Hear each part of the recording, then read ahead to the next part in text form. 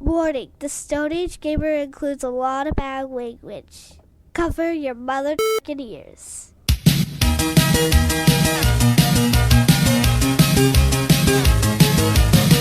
Good evening and welcome to the Stone Age Gamer Podcast. I am Kris Randazzo and joining me tonight is Third Effective Mass, Dan Ryan. Third Effective Mass? Yeah, Third Effective Mass. Well, at least I'm not a son of a bitch. But you are a beloved RPG. I am. It's the last week in January. There it is. That was taking me way too... God damn. All right. Sorry. Last week of January, and that means it's time for the first 10, 20, 30, 40 of 2021. Get ready to type at some dead folks, because the Stone Age Gamer Podcast starts now.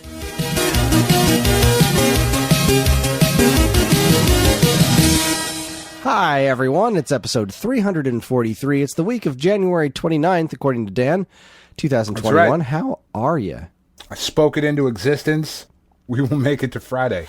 I'm pretty good, Kris. I'm doing okay.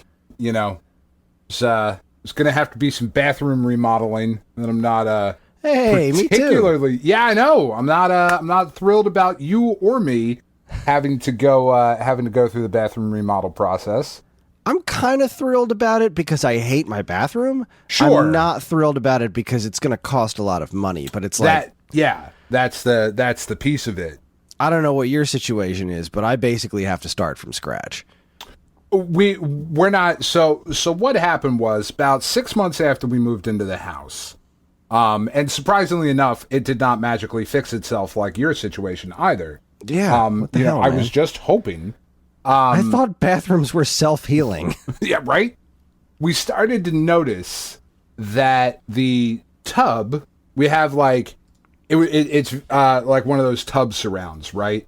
So when whoever remodeled the bathroom originally, there's cast iron, like old school fucking tub, and they, instead of dragging the tub out of the house, just bought one of those plastic, like kits that you put around it. Yeah. Which is totally fine. Whatever. Except they didn't seal it properly, and we started to notice that it was like, it kind of feels like there's a little bit of water in between the plastic tub and the cast iron tub underneath. That's not okay. That's probably not great, right? That's probably not great, but maybe, I don't know, maybe it'll fix itself. And a year and a half later, it has not. And now there's a decent amount of water that gets trapped in between the two bathtubs. Now, thankfully, it doesn't really... it's not really doing anything. It's just in there. And at some point, that is going to become a monster issue. Right? Like, it's going to burst through, or it's going to, start leaking out and leaking into the floor. And the bathroom is right above the laundry room, and that's where, like, all the pipes are, because my house was built in the 50s. So, like, all the pipes and shit are in the laundry room right above the bathroom. And if that comes through the floor, one, it will come through the floor, and that's not a good thing. But two, it'll go right through all of those pipes, and that's a much, much, much worse thing. So, I had my contractor buddy out here who just did my dog room, and he was like, you have time... You have, like, until the next round of stimulus checks comes out, is about how much you have, because that's about how much this is going to cost. So, he was like, I got to tear this out, you got to get a new tub, I got to redo your floor, because the people who put it in, like, did the tile all the way up and, like, grouted it to the tub. So, as soon as that tub comes out, it's going to shatter the tile, and the fuck I'm going to do, go replace, like, 20-year-old tile, with the same exact shit? Like, I can't find that anymore. That's not going to happen. So I'm going to have to do a tub and a floor and all that, but we're going to get a Whirlpool tub, and that's kind of exciting. Cool. How much more is a Whirlpool tub than a non-Whirlpool tub? We haven't done any looking into these things yet. I don't think it's much more. I don't know. Tiff keeps... like telling me prices, and I just like, it's gonna be like $6,000. That's what this is gonna be. So we figure it out within there. I honestly don't think they're that much more crazy expensive than a regular tub, and it's one of those things where if you're going through the process of ripping apart your bathroom, you might as well do it now.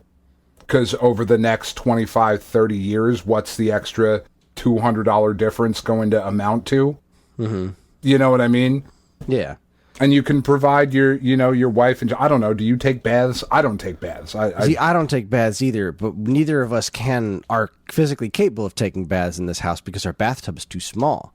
Oh, that's Karen weird. tried taking a bath once when we moved in. It was like, I don't fit in this tub. It's just like you got to sit there with your knees folded up. It's just that's not okay. Work. So we're gonna we have to replace the tub anyway because when we moved in, the first couple of layers of enamel were starting to peel off, and that's just getting worse. Yeah, that's not good. And then there's the little faucet thing, and you pull a little knobby jobber up, and then the water starts shooting out of the shower, you know? Yeah. Well, the knobby jobber's not really doing its job anymore, so the water will go up and shoot out of the shower, but it also continues to shoot out of the faucet.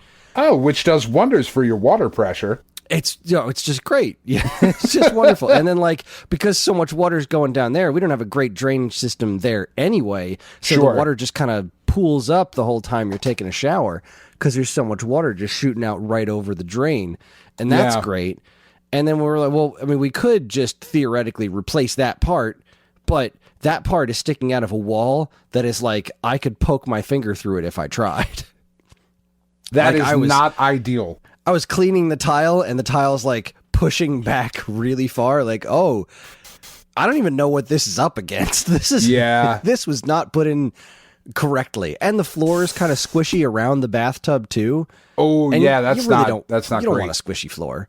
So no, we're not in the thinking bathroom. Of redoing the whole thing where we take the tub and put it against a different wall, like where the toilet is. So there's already a water hook up there. Get them hook that sucker up. And then the tub goes, we can get a bigger tub that'll go across that wall and then just stuff the toilet where the bath hookup is. And then, redo the sink because that's also a piece of trash. And our sink is clogged, so we need to get it snaked because our good friend Mike Sheridan, he has a plumbing, he's a bit of a plumber, and he talked me through like taking a bunch of stuff out and like doing as much as a normal person could, and I got all up in there, and I pulled so much stuff out, and it was still clogged. It's like, yeah, you got to pay a plumber to snake this. So, I mean, you can come borrow my auger. I've got an auger that is like, you attach it to your drill, and it fucking shoots the snake out, slowly, obviously, because you don't want to break your pipes. But my drain was clogged too because I have children and they suck. They're just like, what, tissues? I'll shove them down here. That's fine. Fucking assholes. What are you doing that for? So I just had to get this thing and take the whole sink apart, and I'm sitting there with the drill yes, fuck you. Well, we're figuring that'll just be part of the whole bathroom thing since we need to replace the sink anyway. So yeah, that's a good point. It's not fun. It's gross and smelly doing it with the auger. That was not. It smelled pretty bad what we were doing. So I mean, not ideal. Brutal. Not ideal. Yeah, but it's homeownership is awesome. Love it. It is. It's my favorite thing. So glad I did it. Yeah, no, that's so that's kind of where we're at. Lately? Oh, what have I done? Mostly, honestly, unfortunately, it has just been pad because I've been trying to finish up that big event just ended this past week, and it was, I mean, I know I joked about it last week and said it was a metric fuck ton of farming, but oh my god, it was so much. And it's okay because there's really not a ton of new content to play right now. So it was like, all right, I there's not a ton of other stuff to do, so I'll go ahead and do this. But it was a lot, and I don't ever want to see that dungeon again, ever again. I don't care when they bring it back. It doesn't matter. I'm not into it. That's about all I've done. Let me see. Actually, I'm a liar. It's not the only thing I've done. I did start yesterday because we had a crazy weekend. I was up in Staten Island on Saturday dropping off a dog, and then we had another adoption on Sunday, so I'm down to only a dog here. I'm down to just Naga at the house, which I'm sure won't last for too much longer, but so we were running around all over the place, and we actually didn't get to play as much as we wanted to, but I started a co-op playthrough of Pikmin 3 with Katie. And Yay. yeah, it's just like, it's super fun. I'm not, Pikmin is not a game I would play on my own, but it is certainly fun to play through with my daughter, as she's like, because she beat the game, she knows what to do, and she knows what's coming up. She's like, all right, we're going to go here, we're going to do that, we're going to do this. And I'm like, all right, cool, I'm going to throw this Pikmin at this mushroom. And she's like, no, you don't need to do that, come on. And she like comes over and steals my fucking Pikmin from me. I'm like, oh, dude, that's not nice. Whistle at my Pikmin. I was trying to fuck that mushroom up. We were just playing Pikmin earlier tonight, and neither of us really know what we're doing. So it's, it's going well. We took out a big old monster. I beat a boss today with the slug type of thing or whatever. Yeah, I have no idea what that's called. It's not the venomous Phosbat. No, we beat him. He's like the first one, right? Yeah, first or second, I don't remember. Neither of us are extraordinarily good at it. I just figured out the bombs today. I think I finally have a handle on the bombs, more or less. Okay. But we beat this big old monster, and then I carried him all the way back, and we couldn't get him through the opening that gets to our ship. Oh, that sucks. And they're all like sitting there tugging at him like, well, what the hell? That sucks. So I'm assuming we need stronger Pikmin to haul this thing up the hill, but we don't have purple Pikmin yet. So I figure we'll get purple Pikmin and then we can come back to the stage because everything seems to be persistent. But we found a cell phone and that was pretty neat. And yeah, I also have never been able to get into these things playing by myself, but playing it with Karen and in front of the kids who seem to really like watching us play it has been a totally different experience. So yeah, it's definitely a joyful, little thing. Yeah, it is a very good game. It works very well for what it is trying to do, and anytime I can hang out and play games with the kids, like I'm happy to do that. Their taste in gaming is just so very, very different. Like I'm going to play through Pikmin 3 with Katie, and then we should finish that about a week or two before Little Nightmares 2 comes out, and then I'm going to play through that with Penny. So it's Pikmin 3, Little Nightmares 2, but whatever, like it's cool. I can find things to enjoy in both of those games, and just getting to hang out and play games with my kids is like kind of all I really ever wanted. Like I'm good with this. Yeah. They don't want to play baseball with me, so yeah, playing games with the kids, that's kind of where it's at. That's a good time. I am so annoyed. I got so excited yesterday because I'm bad at math. I was like, oh shit, we totally got that wrong. We are going to get to play Cyber Ninja and then talk about it on the show tonight. And no, Cyber Ninja's tomorrow. Cyber Shadow. Cyber Shadow, sorry, yeah. Cyber Shadow is it 11 or midnight tonight? Oh, I have no idea. I don't know, because I pre-ordered it and it preloads it on the PlayStation. So every time I swing past it, it was like counting down. And yesterday I was sitting there thinking it was Saturday because I'm just dumb. And I was like, oh, sweet. I'm going to get to play Cyber Shadow. I'm so fucking excited. Can't wait. Like have you seen any reviews for it? I've seen a bunch, but I haven't watched any of them because I don't want to know. I haven't watched any of them. I've just looked at the headlines and everything I've seen. I'm like, all right, I feel good. About this. I'm really excited about it. Everyone seems very happy about it, so I have no doubt that I'm going to love it. I don't want to see any scores or anything. I just want to jump in. I think the most important thing that happened this week, though, Chris, honestly, the most important is that I was able to find 4 of the 6 of the new line of Marvel Legends, and then I was able to acquire the other 2, one other legend I ordered, and I just bought the Build-A-Figure piece from the Hand Ninja, because the current set of Marvel Legends, Chris, and I haven't done this in 10 years, 15 years, where I've gotten like a complete set Build-A-Figure Marvel Legend run. It is the Into the Spider-Verse set. So there is a Miles Morales, there is a Peter B. Parker, which is just a wonderful figure. There is a Gwen Stacy and Spider-Ham. There is a Prowler, which those are all awesome. I should have Gwen Stacy sometime this week. And then there is a Red Hand Ninja that is just well, the other figure was not in the movie, but I now have a Frogman Marvel Legend, and it's the greatest fucking thing I've ever seen. I'm looking at it right now, and it's so fucking great. Like, there is now a Frogman on my ridiculous shelf of Marvel Legends, and they went so far as to sculpt a face inside the frog mouth with like his little eyes poking out. It's the greatest fucking thing I've ever seen. I'm so excited about it. But the last figure in the wave is the Hand Ninja, and they did it such a smart thing. The Hand Ninja comes with the legs for Stiltman. So as many Hand Ninjas as you buy is how big you can make Stiltman. And it is so smart. And I have not been able to find a Hand Ninja anywhere. So I bought the legs off of somebody on Facebook.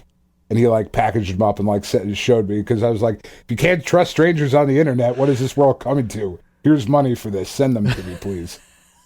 But yeah, I've seen pictures of people this week that have bought like 6 or 7 Hand Ninjas, and their fucking Stiltman is like legit 7 feet, 8 feet tall. It's outstanding.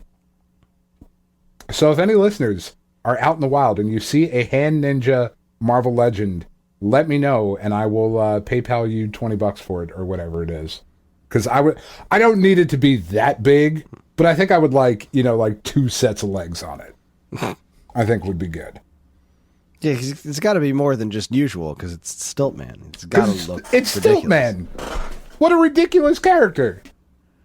I can't get a fucking Sleepwalker Marvel Legend, but there's a Build-A-Figure Stiltman? Come on. Shit's ridiculous. I'm going to send you a picture of Frogman. It's just the best thing I've ever seen. Fucking love it so much. Anyway, I know that's completely random and not video game related, but that is legitimately... We also just talked about remodeling bathrooms for 15 minutes. So no, that is podcast related. This was just a random thing. I just happened to be looking at it as I was talking. Fair enough. So it had to come up. Anyway, what have you been playing? You had a whole fucking smorgasbord last week. Yeah, no, not nearly as... That's beautiful. Is that picture. Not the best? That's a delight. Oh my God, I love it so much. I've been doing more writing than anything. I've had a bunch of deadlines to get to. I finished my Tanuki Justice review. I finished my Fight Crab review, and I'm doing some research on Killer 7, because I have to write that. We're doing a whole thing on Killer 7 and Nintendo Force, but and writing first. I've just been doing a lot of writing. John decided to jump back into Rocket League for some reason. Okay. I mean, not that's a bad thing. Just like sure. All of a sudden he was like, I want to play Rocket League, and then he did, and we downloaded Season 2, which they did that a while ago. It goes to show you how much we play that game. Yeah, we've just fallen out of it for a long time. So that was a huge update. Like, everything's all different now, and he's actually he found the training mode, and so he just does that over and over again. Just rides around and scores over and over again, drives on the walls and flips his cars. He's been having fun with that. I'm still chipping away at Tropical Freeze. God, that game is so good. That game is... I just do maybe like a level every couple of days or so, and I just jump in, and every single level finds some way to impress me. And today was no exception. I did the level where there's these... you're in this kind of like the very African jungle, and there's these like puppet giraffe things on big sticks, and you're like jumping between them and stuff, and there's all these really crazy, like the whole level is dancing, the trees are dancing, everything is dancing back and forth. So it's like, it's a really cool visual effect, but it's also really tough because everything's dancing. Every platform you're trying to land on is like, and now it's over here. So you got to like really keep track of the rhythm and the patterns of everything dancing so you can get from point A to point B. But what a freaking good game. Played a little more Clubhouse games, nothing new. We just played a game of Ludo. The Bit Trip updates, the Bit Trip games got some updates, and Beat, the controls seem to work a little bit better now, so that's good. That's kind of it. We started taking pre-orders on, over at Stone Age Gamer, we started taking pre-orders on, we're getting another shipment of the Terra Onion Neo SD Pros. That's the Neo Geo flash cart. Oh, nice. And we're getting the AES ones that we had before. We're also getting the MVS, which were supposed to be like a limited run, one time only thing. And then people were like, "No, please make more," and so they did. These things are $685. Jesus Christ! I mean, which makes sense. It's Neo Geo. I mean, it's a Neo Geo flash cart, and it is a solid value. It's just Neo Geo never ceases to be so far outside of my price range. I'm so glad I was never into this I'm so glad I never got one as a kid, because if I had nostalgia for this, I would be coughing up this money, and I don't know where to get it from. Because how could you not? It is such a cool thing. We also got, and they just sent me so that I could make a video on, is the wireless Brawler 64s. Retro Fighters did these. They did the. Did you see the Brawler 64, the original one they did a little while back? Yes. Was that like N64 controller that looks kind of like, it looks like an Xbox controller basically? Yes, for N64. yes. So I have one of the regular ones, and I haven't played with the wireless ones yet because my kids were being very much kids today. But so I didn't get to actually plug them in, but I held one, and like a couple of the issues I had with the original one were fixed. Like the triggers on the other one felt more like Dreamcast triggers, where they were not exactly like, so they were squishy and they didn't have that kind of click of pressing a button to them. And the new one has the triggers that feel more like they don't push in, like they don't feel like this big long squishy pushing in thing. It's just like you push it and it feels kind of like more like a button. It's a huge improvement there. And the face buttons I also had a big problem with, where in the original one, the face buttons, you'd push the buttons in and the buttons would go all the way down flush with where the rest of the controller is. And that's like, that's not great. It's not great. Not only because like the buttons feel like you have to press them too far to actually get them to respond, but it's also like, I don't know, that it didn't feel right not having them still elevated when they're pressed all the way down. It's a weird feeling. So in the new one, they still seem to press down, like they still seem to move as much. So it's still kind of weird that you have to press them down so much, as opposed to the original N64 ones where you don't really have to. They don't move very much when you press them. Like it's very quick and very, very snappy and responsive. These ones are a little bit more loose because of the distance you have to press them to get them to register, but they don't go all the way down flush to the controller anymore, which is, it feels so much better. I don't know that it's perfect, but it definitely feels better than the overall other. An improvement. Overall an improvement. I'm curious to see how it like feels. It's rechargeable. Like I thought it was going to take batteries, but it comes with like a USB-C or I don't know, some flavored USB cable or something to recharge it like that, and that's kind of neat. The receiver is also, because you know the memory card for a 64 was in the back of the controller, right? So the receiver, somebody commented on one of our Facebook posts about them, like, "Oh, they all come with matching vape pens. What's up with that?" Because the little receivers kind of look like vape pens, which is funny to me. And you put the memory card like in there on the system, so it kind of works more like a regular memory card on a PlayStation or something. But it also isn't compatible with the transfer pack for, you know, if you really want to get in some Pokemon Stadium. Or, I mean, Pokemon Stadium was pretty dope, though. Right? Well, I mean, you can play that without the transfer pack. Can you? Okay. Do you want to? The transfer pack was just if you want to transfer your Pokemon off of your Pokemon Blue or Pokemon Yellow or something, and that's what that was. And then there's the obviously the Rumble pack, because I mean, I want to try and see if it says it's not compatible with it, which obviously like you plug that in and it's just going to shake your controller port. Sure, I want to see if it does. I just want. My wife has just run in here very excited. Time out for a second, please. Woohoo! And boobs. Yes. It's a good night. So exciting. Wow. So exciting that I got flashed. Which still, 15 years into this relationship, is still one of the highlights of my day. So that's kind of all I've been up to is that. And I the other night I was down here writing.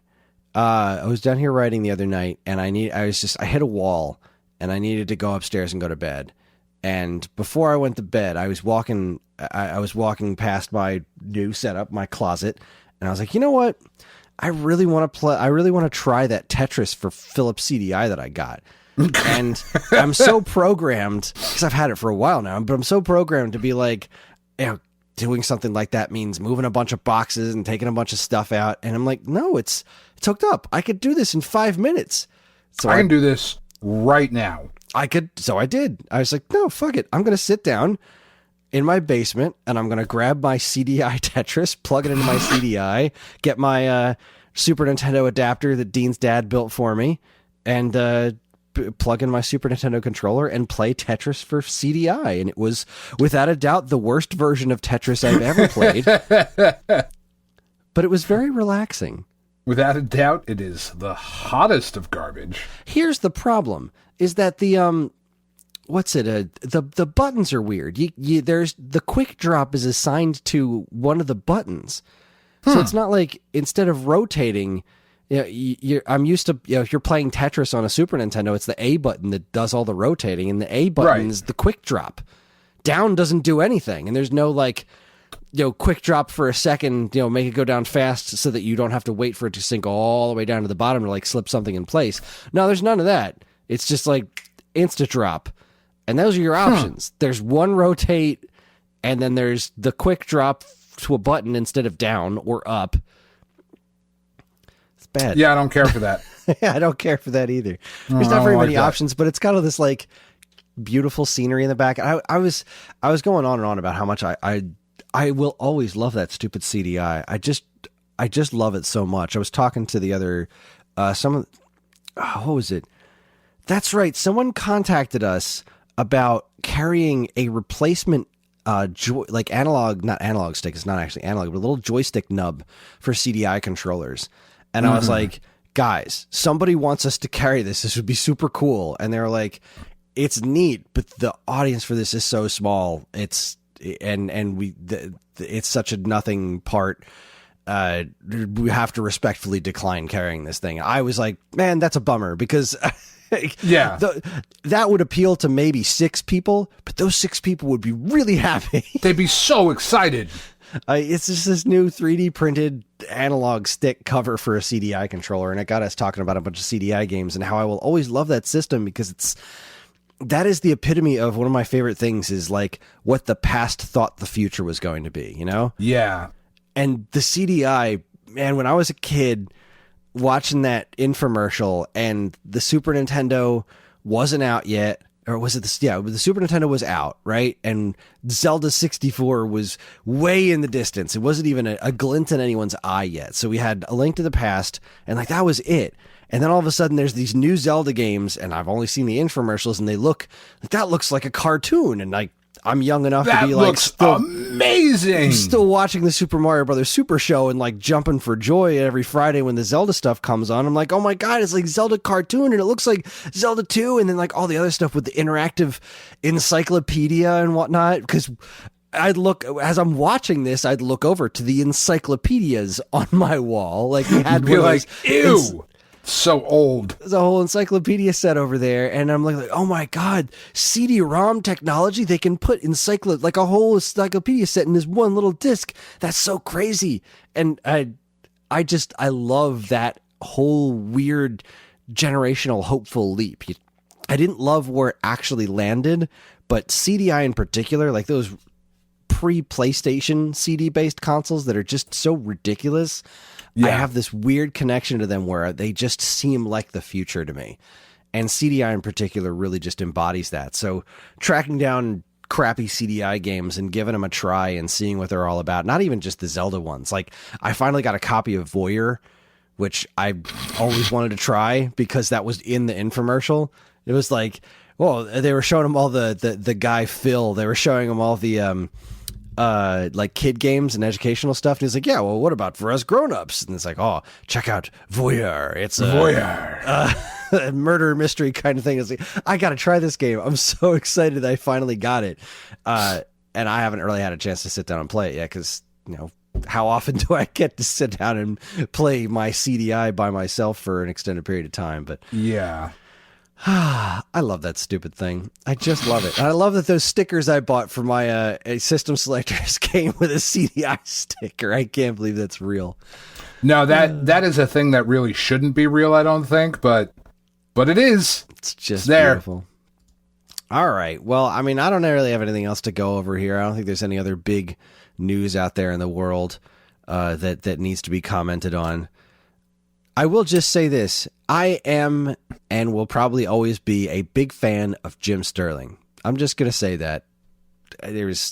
He had an event, an important event today, and I am not educated enough on the topic to speak without with any sort of proficiency that might not accidentally be offensive. But I will just say that Jim Sterling seems like a much happier human being now, and that makes me happy because they have provided me with lots of free entertainment over the years. There, that's my piece. Well, all right then.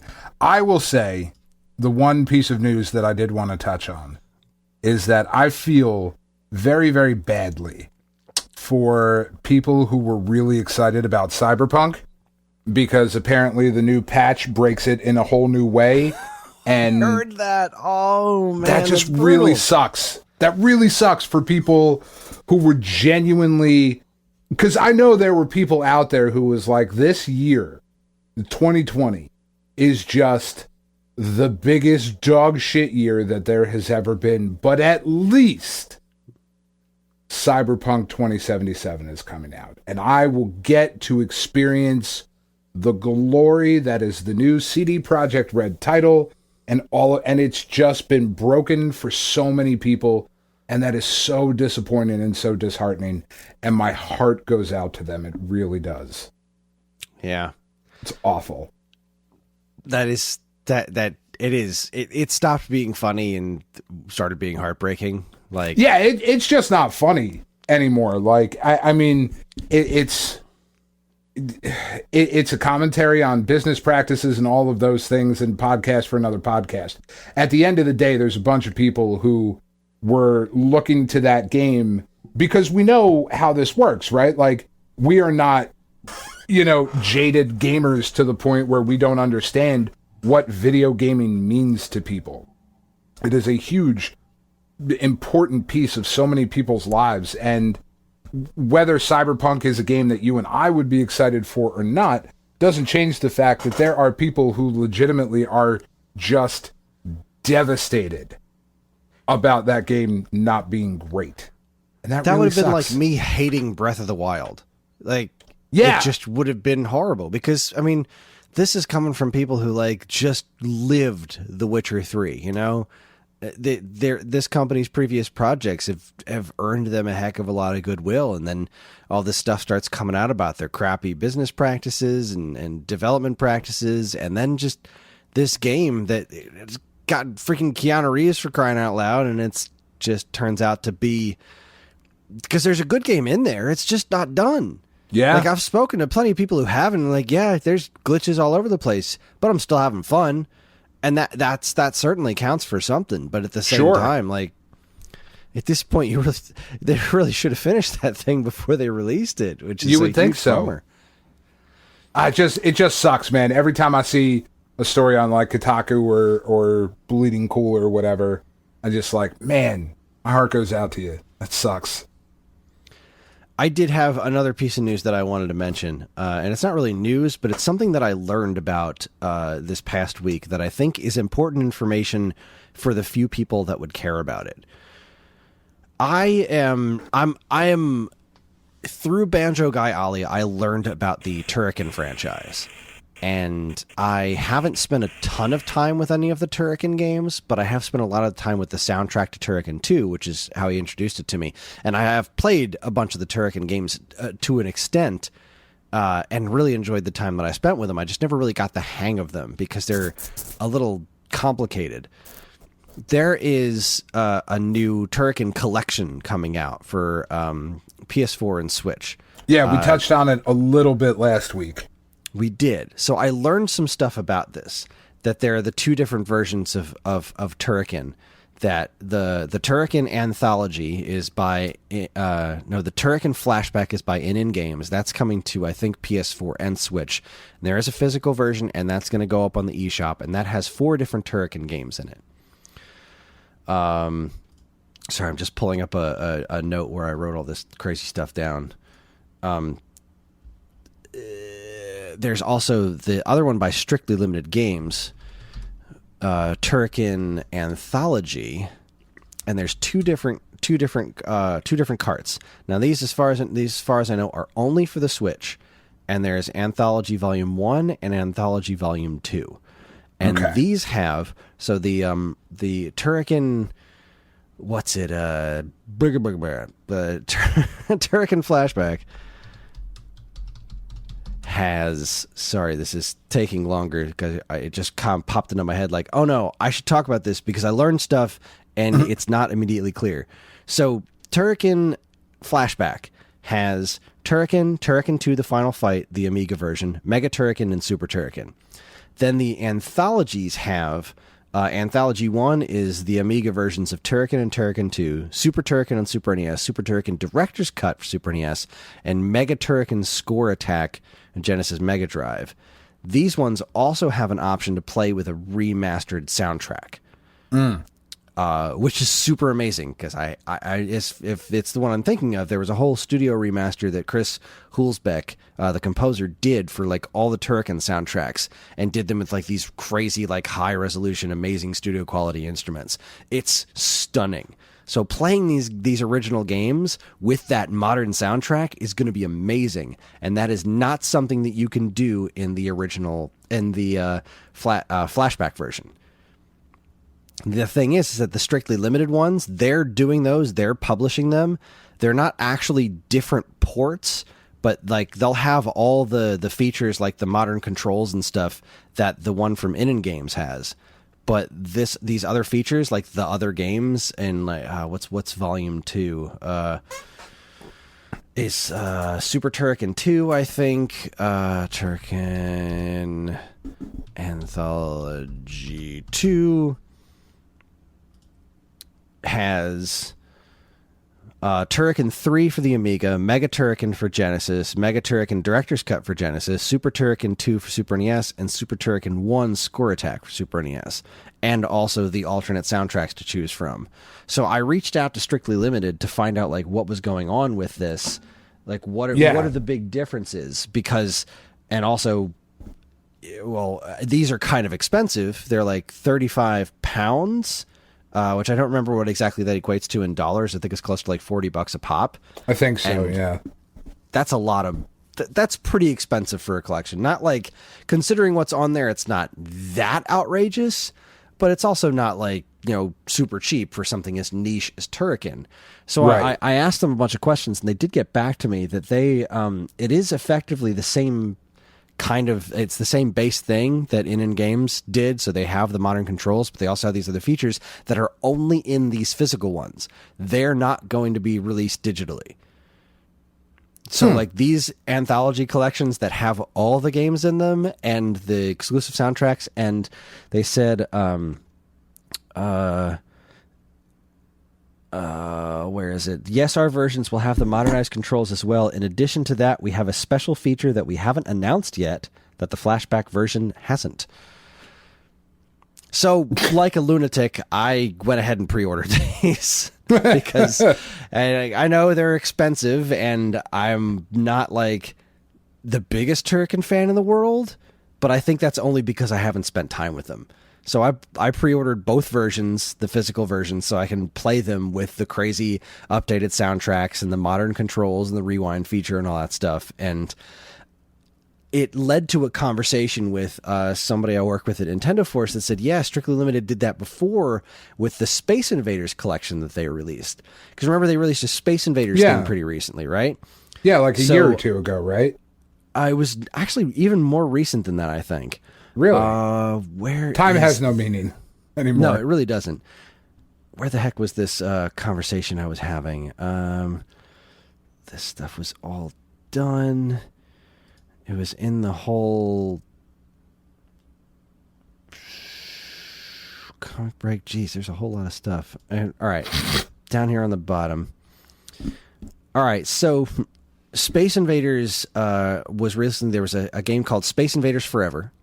That had Space Invaders Extreme, Space Invaders Gigamax 4, and Arkanoid versus Space Invaders in it. And that was it. So that's 3 games in it. Right. Strictly Limited also released Space Invaders Invincible Collection with Space Invaders Black and White, Space Invaders Color, the original arcade one, Space Invaders Part 2, Majestic 12, the Space Invaders Part 4, which I'm unfamiliar with, Super Space Invaders 91, Space Invaders Extreme, Gigamax 4 Special Edition, Arkanoid vs. Space Invaders, Space Invaders DX, Space Cyclone, and Lunar Rescue. So that was all in this Space Invaders collection, but it's not digital. It was only on the physical one that Strictly Limited got. And I just don't know how to feel about this. No, that you're starting to like, I mean, you're splintering an already niche market into like little pieces. I don't know, that it almost feels like on the surface, like just greed, you know? And I don't necessarily think that's what it is, but it feels greedy. Well, that's the thing. These are, my best guess is this, that these guys want to be where limited run games is, and in order to do that, they're trying to make their physical versions of these games more attractive than just buying them digitally, which I get.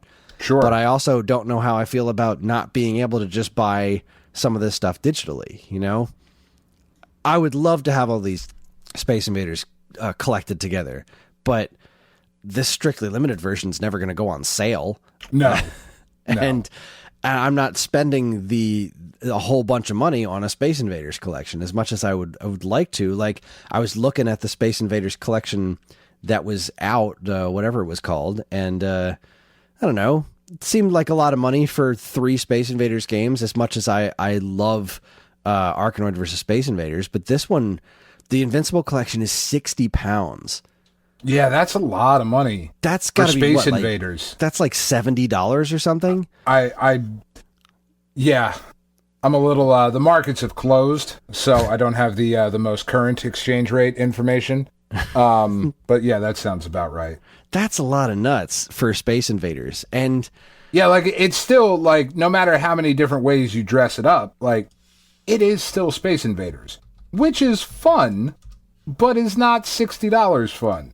$72.85. I mean, yeah, $72.85. Yeah, I got to be honest. If you pay $72 for Space Invaders, you either have a lot more money than I do, or you need to get your fucking priorities checked. That's all I'm saying. Like this is a hell of a that collection. Seems absurd. Like, I would pay like max. I would pay $30 for something like that with all these Space Invaders. Because I mean, let's be honest. Space Invaders 1978 black and white and color. Those aren't terribly Those aren't different games. No, they're not. That's the same game. And Space Invaders Part 2 wasn't drastically different from Space Invaders, the original one, either. So it's got some cool stuff on here, and I really want to play Arkanoid versus Space Invaders on my TV because that game is amazing. But, you know, it still works just fine on my phone. Yeah. It's what it was designed for. But the thing is, the reason I wanted to bring this up is that I don't think it's being made very apparent that these are different things. Like, these are legitimately different things, like especially in the case of Turrican. If you were like, I'm a big Turrican fan, holy crap, they're finally releasing this Turrican thing on the Switch, this is great. And you don't know that Strictly Limited has a different version, you just assume that that's just like Limited Run does things. Like, well, there's a physical version, but I'd rather pay less money and buy this digitally. Yeah. Like, you're missing a lot of stuff. If you're a Turrican fan, you're missing Super Turrican 2 in its entirety, like the Amiga Turrican 3. Like, there's a lot of content missing out of there. So the fact that it's so hard to find this information, because I had to keep asking, In Games never got back to me at all. And I'm reaching out to both companies like, could somebody please break down what the actual differences are between these things? And somebody did actually mentioned the in thing of what they pointed out what's not in their game that is in the other game, in addition to what I got from Strictly Limited, and even that was like, that took a while to get to that. Yeah. That's an odd situation, especially over Turrican. Which is, yeah. It's Turrican. It's okay, but it's Turrican. Like, I don't know. I suspect, all this weird stuff aside, I have this really good feeling about these new collections, because if they modernize the controls in even close to the way that I'm imagining they did, then... Because the biggest problem I ever had with Turrican is like the whole secondary gun thing where you can shoot in any direction is like, it's not really well suited to a D-pad kind of a situation where you got to like stop and hold this other button to get into that mode. If they just map that to the right analog stick. Right. If they make it almost like a twin stick shooter. Yeah. I mean, I don't think you can move around when you're doing that, and that'd still be fine with me. If it's just like, boom, now I'm just pointing in any direction, like really easy to make sense in my head of how to switch between those two different kinds of weapons. I'm pretty stoked about it. I'm really excited about these collections. I'm just way more excited than I should be. You know what I'm excited for, Chris? Last thing. All right, well, two last things. One, there's a rumor that Nicolas Cage will be returning as Ghost Rider in Doctor Strange in the Multiverse of Madness, and that makes me very happy.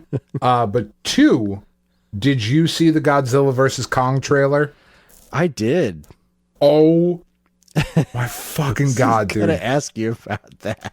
I called Penny down, Penny being the bigger Godzilla fan in the house, and we sat on the couch, and the whole time, like, now keep in mind she's 11 and she's not supposed to curse in front of her parents.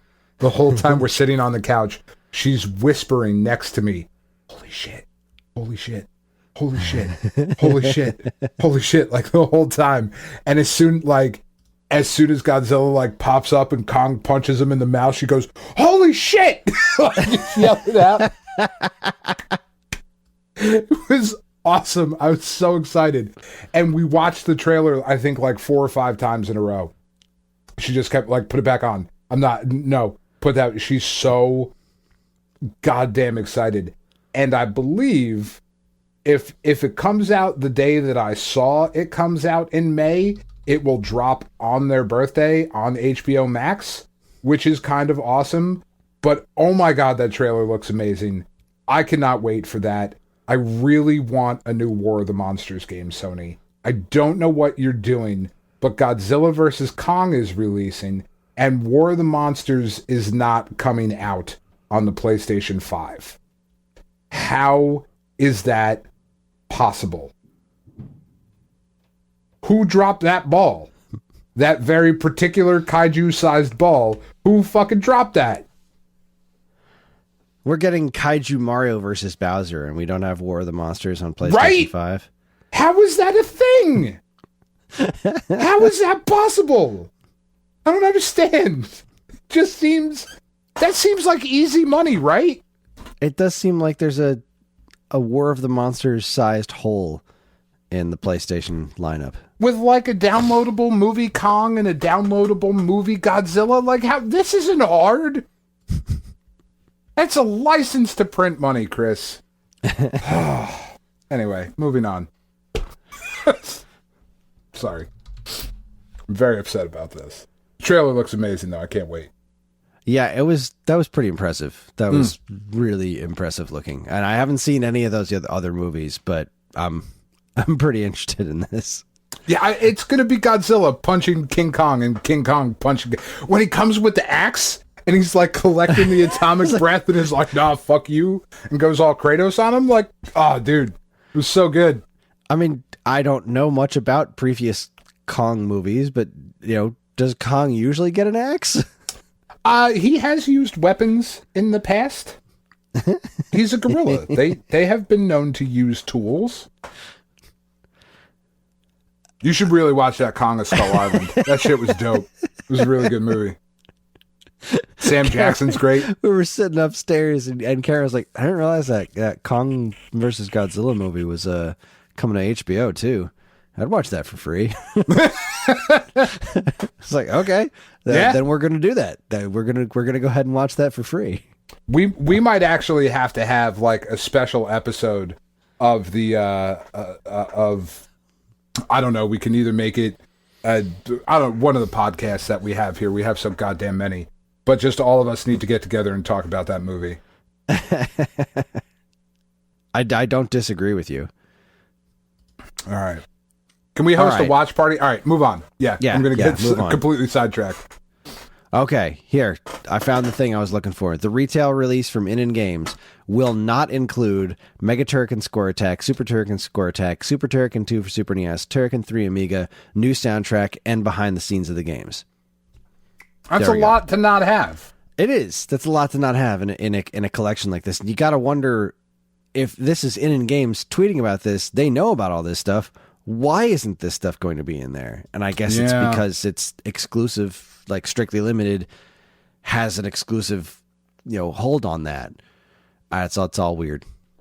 I'm still excited. All right, we're going to take a break. When we come back, we're going to do the 10, 20, 30, 40 of the first one of 2021. There's a lot of cool stuff to talk about. You're listening to the Stone Age Gamer podcast from Geekade.com. Stick around.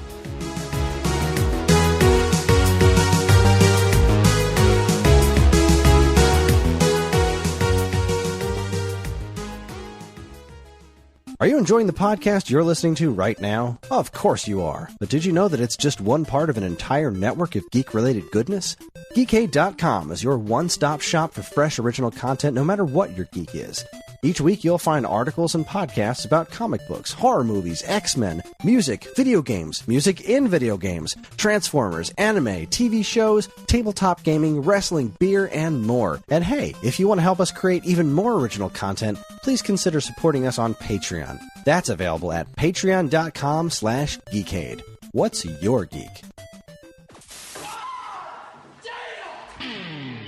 Hey guys, it's Dean, the Vestlord DeFalco, and I am here to give you the lowdown about where you can find the Vestlord now. The jet-flying, limousine-riding, kiss-stealing, wheeling-dealing son of a gun that he is over on twitch.tv/vest_lord.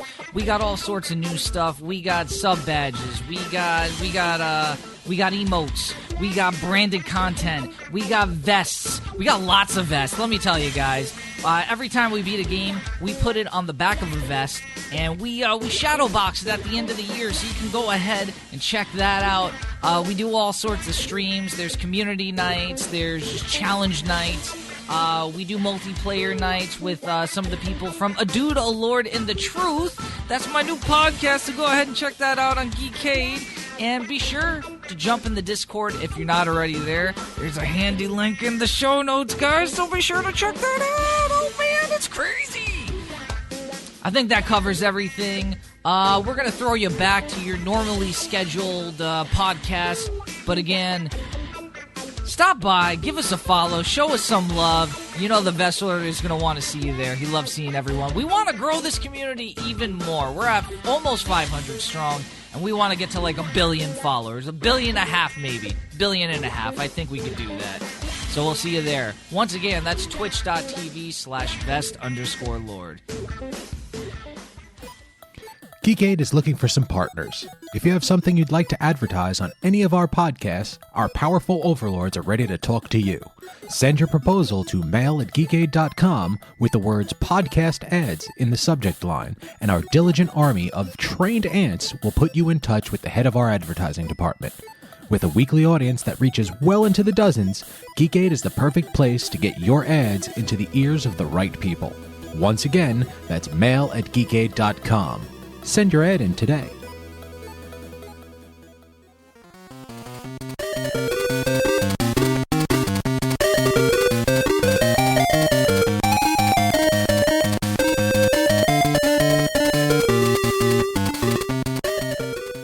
Let's get to work here, and we are back. Welcome to the first 10, 20, 30, 40 of 2021, where we look back at notable releases from 10, 20, 30, and 40 years ago. This month, we're in January. Let's hop back 10 years to January 2011. This is the year that I didn't go through and pick out individual ones, so if you want to hop on Wikipedia if you want, I will take a look. I'm just going to start off with the first thing that pops to my mind is Lost in Shadow for the Wii. This was, I think, a Hudson Soft joint. And this was a neat looking game. I never got around to playing it, but you're like a shadow on the wall, and like it's like a platformer where you're this shadow. It's kind of neat. Huh. That sounds kind of cool. Yeah. Shit, I only see 3 games. Oh no, those are the critically acclaimed titles. Okay, hold on. Yeah, no, you don't want that. All right, Well, let's January. see, Okay. DC So January, Universe let's see. Online happened. Yeah, I never played that Lost in Shadow. DC Universe Online was supposed to be a big deal. I certainly never got into it. I know people really loved it though. You know, and that I wish it was something that I cared about, but just MMOs massively were never my multiplayer. thing. Yeah, it's just not my thing. I don't have the time for it. Ghost Trick Phantom Detective is kind of a big deal though. People like that game. Yeah, Ghost Trick's pretty neat. I looked at some videos of that one. That's pretty cool. And it came out the same day as Kingdom Hearts Recoded for DS. It's a pretty nice little double hit from the DS there. Yeah, it's not bad. Not bad on January 11th. But January 18th was really the big day. Yeah, especially for PlayStation 3 owners, because we got Mind Jack. No, I'm just kidding. I mean, it was so... And Venetica. Yeah. Don't forget about Venetica. No, Little Big Planet 2 and Mass Effect 2 on the PlayStation 3. Kind of a big deal on January 18th. Little Big Planet is a game that I wish I liked a lot more than I do. Me too. I've played all of them. Sackboy is just a wonderful character design. Just the most adorable little mascot character. And some of the levels that people created were just absolutely incredible. But it just never clicked with me. I really wanted it to. I love the ideas. I just never found it fun. I never really had a lot of fun with Little Big Planet. That's why I never played the sequels, because I spent a bunch of time with the first one and just didn't. I guess I really wanted to like it. I liked the music. Just I liked didn't the click. Presentation, but no. They certainly got better, and Little Big Planet 3 was like really where I think they really, really figured it out. Little Big Planet 2 was definitely a step in the right direction. And it was, I mean, still going back and looking in 2011, 10 years ago, having a completely user-created game platform was pretty incredible. It's still pretty awesome what people were able to do, but I don't know. And really, honestly, Mass Effect never really clicked with me either. Same here. Tried the first one, couldn't get into it. I like love them. The original trilogy. They're good. You know what I mean? Like, I can recognize that they are well-made games and whatever, but, I mean, if I'm being honest, BioWare games, apart from Knights of the Old Republic, just don't blow my skirt up. Same here. Jade Empire, thought I was going to love that. I mean, that is a game that was made for me and didn't really connect with me. Dragon Age, never really connected with. I mean, Knights of the Old Republic, I fucking love. I don't actually think it's very good, but I do love it. I don't know. Dead Space is another one that's... I always wanted to play the Dead Space games, and this was literally a case of me never getting around to it and also being kind of scared. But they are very scary. I remember being at, when I was a manager at Game Crazy, going to one of those conferences, and at the EA conference, they sat us down and they showed us the first gameplay of Dead Space. And I was so completely blown away because I was relatively fresh off Resident Evil 4. And right. This looked very much, in this gameplay wise, similar to Resident Evil 4. I loved the whole thing they did with like the life bar was going down your character's back and whatnot. I just thought it looked like such a cool game, and I never got around to playing it. But Dead Space 2 hit Windows 360 and PS3 in January. Yeah, it's a badass game. Dead Space is really good. Definitely looks awesome. It's really good. The monster designs are really cool. The level designs. Like, they did a really good job of taking what was really creepy about Resident Evil and, like, turning that into, like, something actually scary. Because, like, Resident Evil, there's always that element of, like, hokiness just kind of below the surface of it. just know, even with something like Resident Evil 4, which they play totally straight, there's still the history of the Resident Evil games that you have to acknowledge. So there's this just kind of the master of unlocking is right there underneath the surface the entire time you're playing Resident Evil. Whereas with Dead Space, it was like, no, this is just fucking really scary. And outer space is fucking terrifying. Mm-hmm.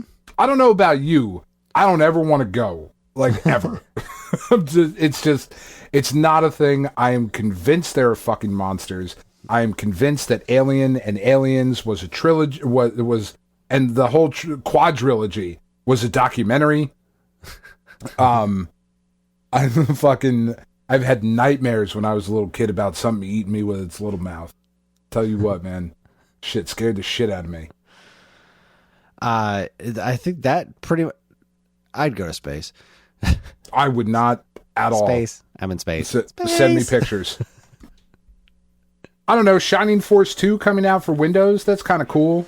Yeah, that's kind of neat. There was People like Shining Pretty Force. 2 Dawn of Operation Panties Dude for PSP. I mean, that's a series that really got away from me. Not that I ever got into Disgaea to begin with, but then they had like the whole Penguin Dudes on their own spin-off series. That's like, that's not my niche. I don't know. People who like them, and that's I feel awesome like for I them. need to know more about Prinny.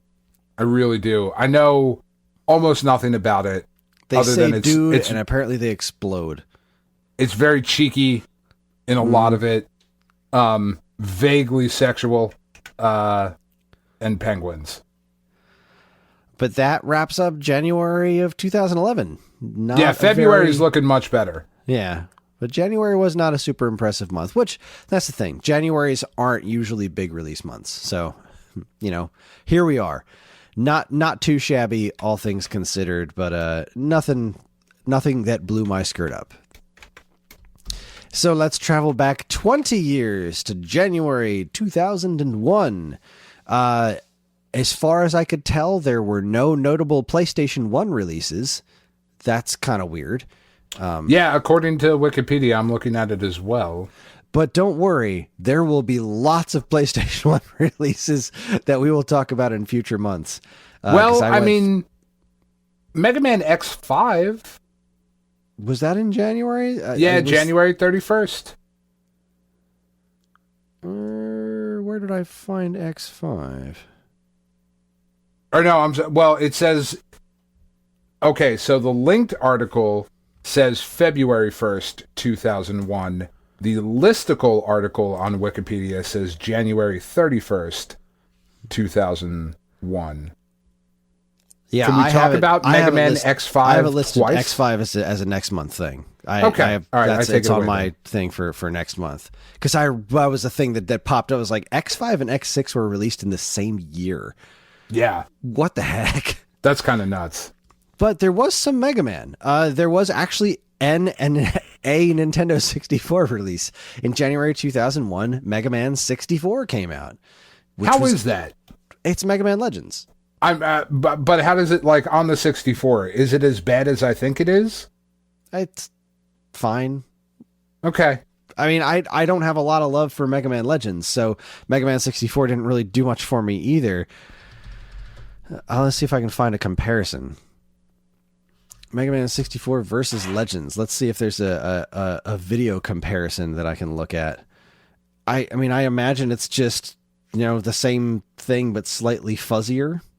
Yeah. Which is what I'm looking at. So yeah, I'm looking at this little video here, and it's I don't know if fuzzier is the right word. It is a bit smoother. The graphics do translate pretty well to Nintendo 64.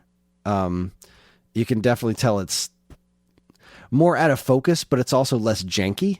Mm-hmm. So, like, it's not as overtly sharp as the PlayStation 1 is, but it also doesn't seem to be as, like, everything seems so much more solid. Whereas, like, you can kind of feel like the seams are pulling apart on a lot of the polygons in the PlayStation 1. The N64 one, that's less the case. Yeah. But really, I'm looking at them side by side, and they're pretty much identical. Like, Not seeing much of a difference here. Some of the draw distances are slightly worse on the N64, but some of the frame rates is a little tiny bit better on the N64. It's the same game on N64. Slightly duller colors. Ta-da. What did come out? What's that? What did come out in January 2001? A game that I really wanted to like, based just on the cover alone. I was like, that looks like a badass anime chick, and I'm going to fucking like that game. And at the time, I did not know who Rockstar nor Bungie were, yet Rockstar and Bungie put out Oni on the PlayStation 2, and that game sucks. Yeah, the PlayStation 2 had a handful of releases this month that did not exactly excite me. There was Oni, and I remember looking at that saying, that looks generic as hell. And yeah. I was not wrong. No. PS2 also had... Bungie and Rockstar. I mean, this was before they hit it big, right? The GTA 3 I know, hadn't but landed yet. It's just kind of crazy that two of arguably the biggest video game publishers in the world right now put out this hunk of shit on the PlayStation 2 together. It's weird. Yeah, there's a lot of weird stuff happening. You're not wrong. I honestly didn't even remember that Bungie was involved in Oni. I remember Oni being a Rockstar thing. But because I remember after GTA 3, customers coming in and be like, oh, this is Rockstar. They made GTA. This must be great. Nope. No, it's not. It's not. Yeah, Bungie developed, Rockstar published. That's bonkers. Yeah. Also on the PlayStation 2 this month was Kengo Master of Bushido. Now, did I like that one? I don't remember if I did. I remember selling this one a bunch and people not really enjoying it. I think I did like this one because it played similarly to Bushido Blade. Was this related to that property in some way? God, I don't remember. Because that's what people were buying it for. People were like, oh, this is like Bushido Blade. Okay, because people love Bushido Blade. Yeah. No, it's the first entry in the Kengo series. This is a series? Yeah. Were there more of them? I liked this one, actually. Has now, a cool cover. It played kind of slow, but like that's kind of the way a Bushido fight would play, like a sword fight, you know? I don't know. At the time, I thought it felt like super authentic and realistic, even though it had like some special moves and shit. But yeah, I kind of dug this game. It was bland looking. It looks super awkward. I'm watching the video right now. It looks super awkward. Like the backgrounds and like the stages were kind of boring. You know, like you're coming off of stuff like Marvel vs. Capcom and like, you know, all this crazy shit going on and all the just... I mean, not even just Marvel vs. Capcom, but the amount of detail that was in, like, Mortal Kombat stages and fucking Fatal Fury and all of that stuff. And then you get to this, and it's like, well, I mean, this is just kind of... I mean, I know that's the vibe that they were going for. It just seems like their torsos are too long and their legs are too short, is what I'm seeing here. It's just... There's something wrong with the way this looks to me. Yeah. I did kind of dig it, though. I think there were, like, a couple cool, like, training mini-games in there, too, that you got to do. I don't 100% remember. There was also a game on PS2 released this month called Aqua Aqua. That I do not know. Should I know that? I just remember this box being around. Now I'm looking at it like, this reminds me of Wetrix. I wonder if this is related to Wetrix in some way, shape, or form. Oh, yeah, I'm looking at it now. That shit was creepy as fuck. Isometric puzzle thing where you're dropping all this water and stuff and terraforming the ground. It's a weird one, but I just have the very distinct memories of this game existing. Yeah. And you had a port of Rayman 2 called Rayman 2 Revolution. Rayman 2 is a decent game. And NBA Live 2001. So PlayStation 2 hadn't really been on the market all that long, and it hadn't really hit its stride yet.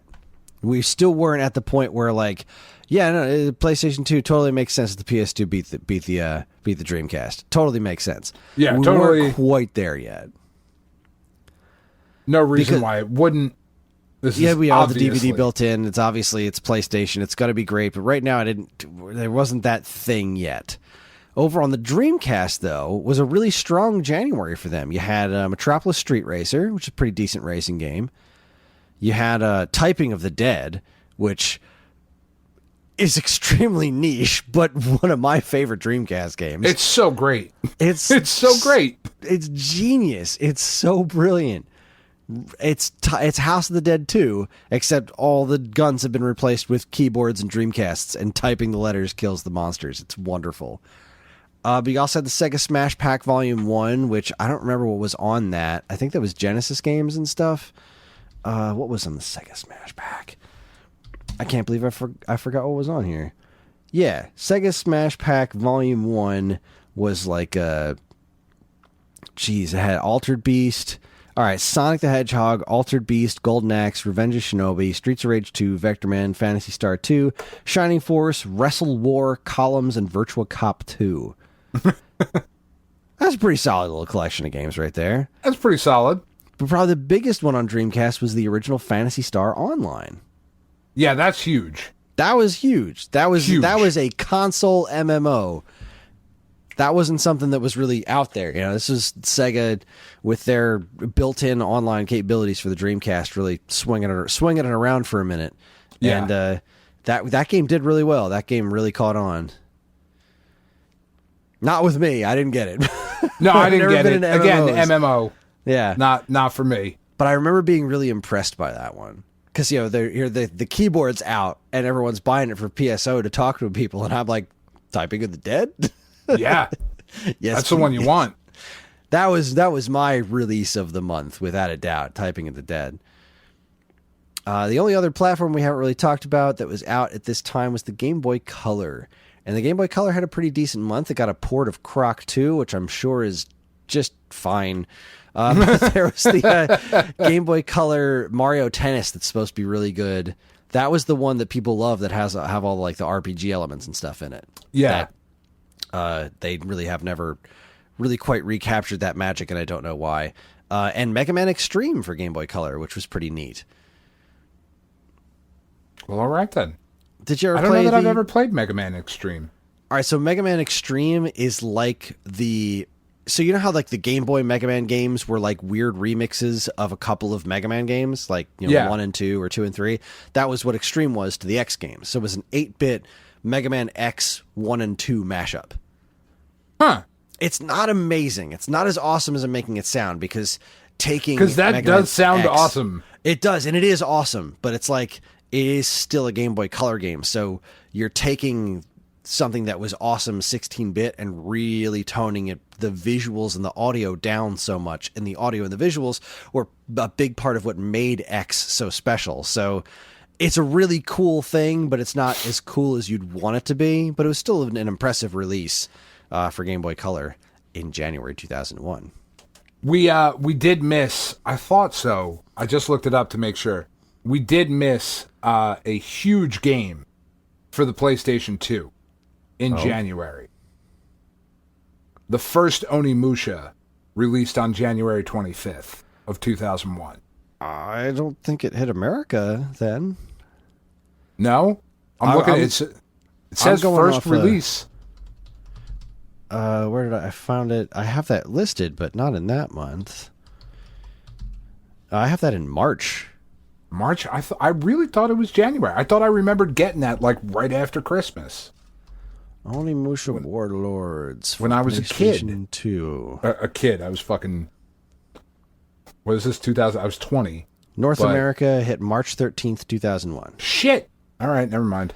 Yeah, no, I went through and very specifically found, like, we were going off American release dates, not the Japanese ones. I didn't want to... No, I know. Get myself confused with that, really... Yeah. That's why I looked it up. I was like, I really remember getting that, like, right after Christmas that year, but... I mean, early March. That's not that far off. No, it's not. I really thought it was January. God damn. All right, never mind. I suppose these things happen. All right. So that covers January 2001. That's a pretty decent month right there. That's not bad. I mean, any month where Typing of the Dead comes out is good by me. It's a good month. So now we start to feel really old and travel back 30 years ago to January of 1991. We'll start with the NES. NES still kicking pretty hard in 1991. Where the Super NES hasn't quite released yet, but the Genesis is getting ready to hit its stride. 91 is the year where Sonic comes out. Right. So, but we're still a little ways away from that. So we're in a weird territory right here. The NES had 3 releases in January of 91. We had Kabuki Quantum Fighter, Kicks, and the Cryon Conquest. Love Kabuki Quantum Fighter, and I like Kion Conquest. I don't like saying those two words back to back. Cryon Conquest.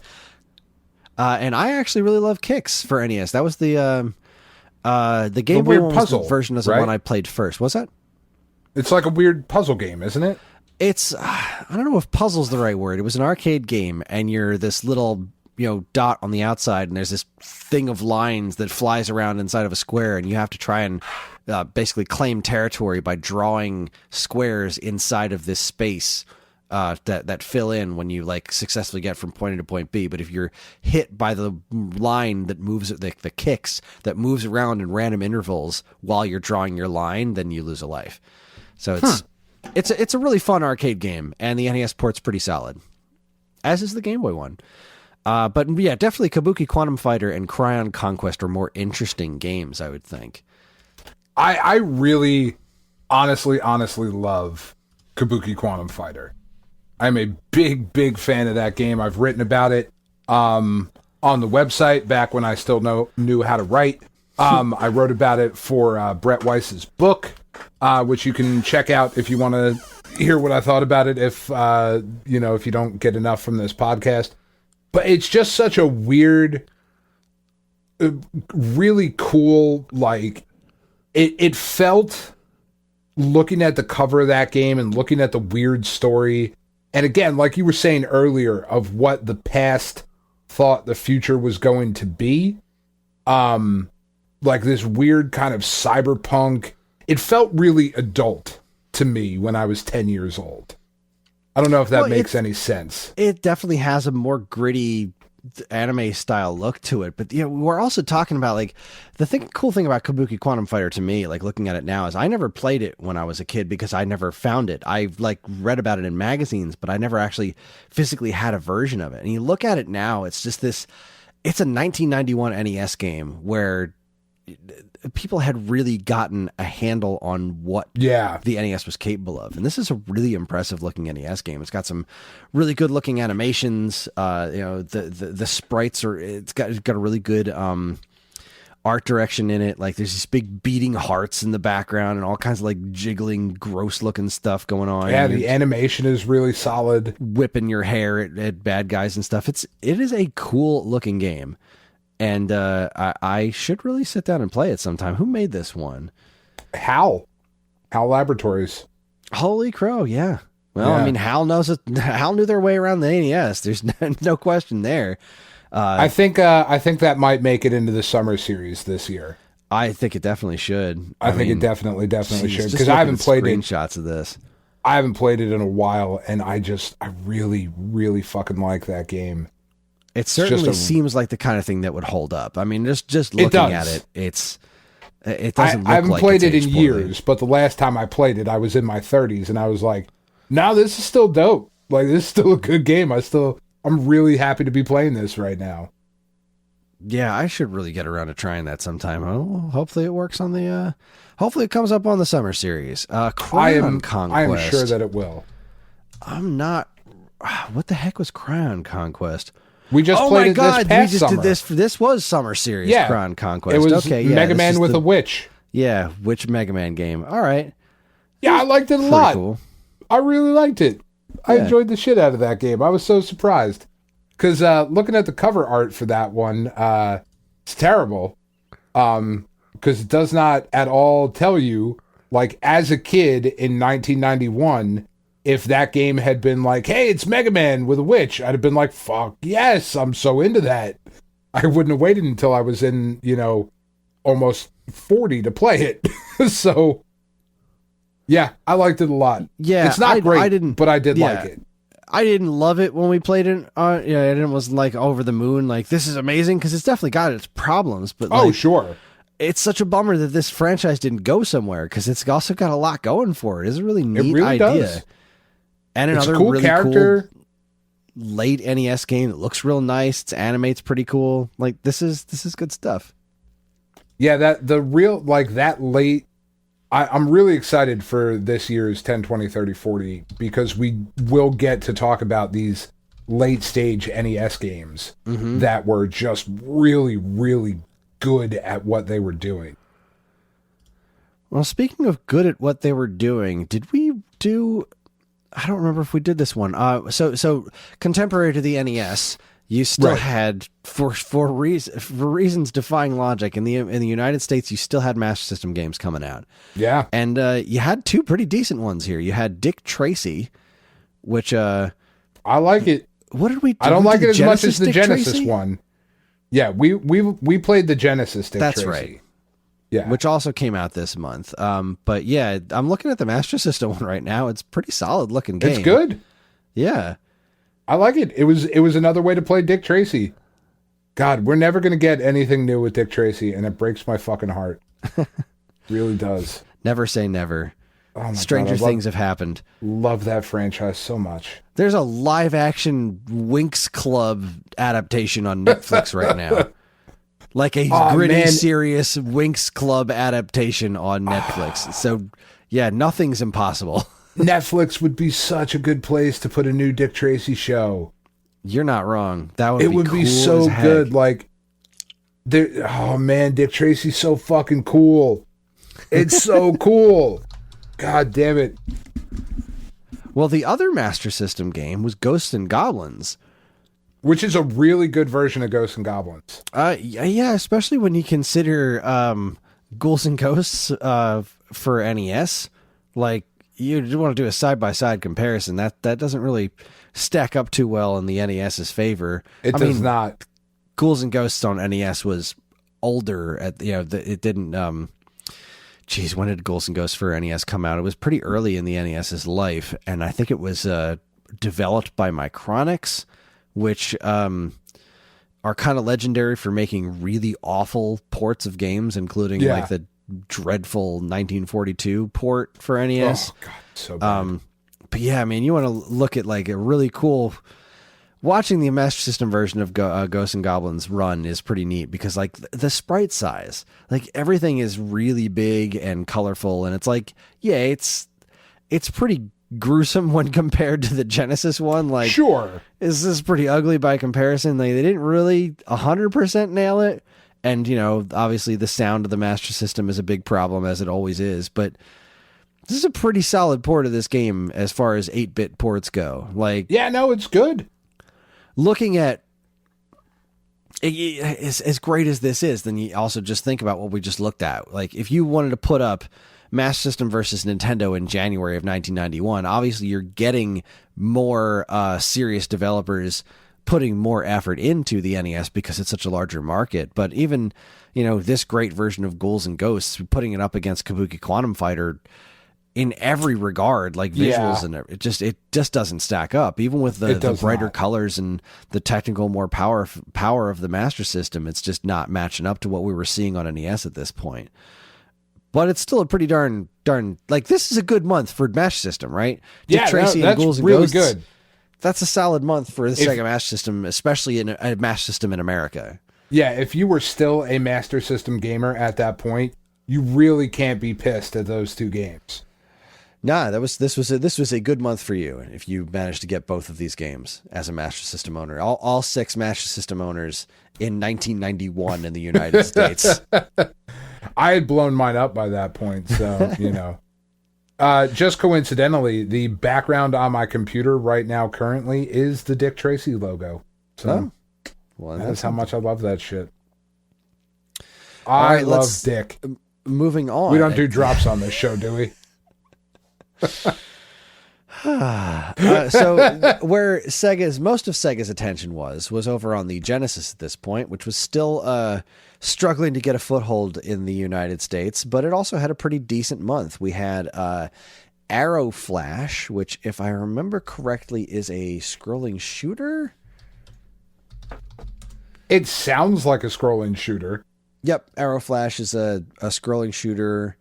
You also had Dick Tracy on Genesis, which we've talked about on the show before.